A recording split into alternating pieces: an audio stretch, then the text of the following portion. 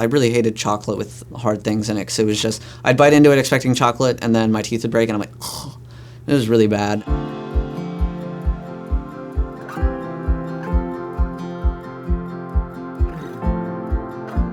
There are a lot of problems that I've had with my teeth throughout my whole life. When I was quite a bit younger, I had crowns on my baby teeth that were pretty awful. My teeth kind of disintegrated in those, and then they would pop off, and all I would taste was disintegrated teeth. It was pretty bad.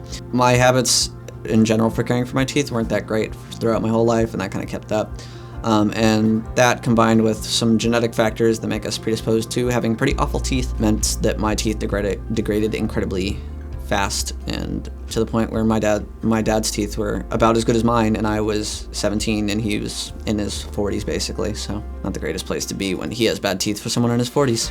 I found Revive through the dentist that I have been going to for my treatments. He was taking care of my teeth and Aniken's teeth, and he ended up recommending both of us to Revive. Everything looked so fantastic and just such a professional operation.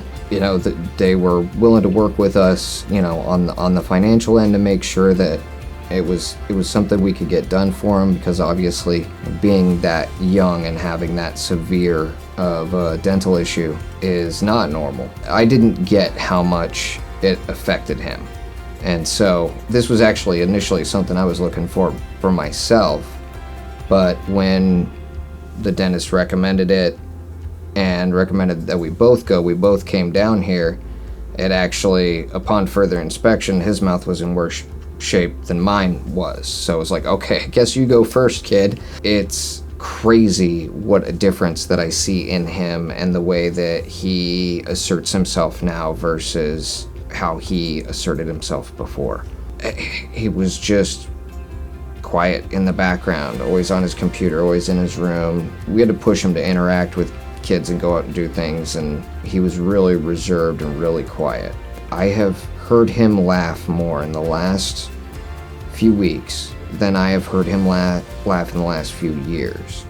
Like, we got a new puppy in the house, and so the dog's licking him in the face and getting behind the ear, and he's laughing like a little girl. It just is worth the world to us, and just to see him have the confidence back. We wanted to get this done before he started college. He actually starts college in 2 days, so super happy we were able to, you know, give him the confidence that he needs to be successful as he steps out in the world.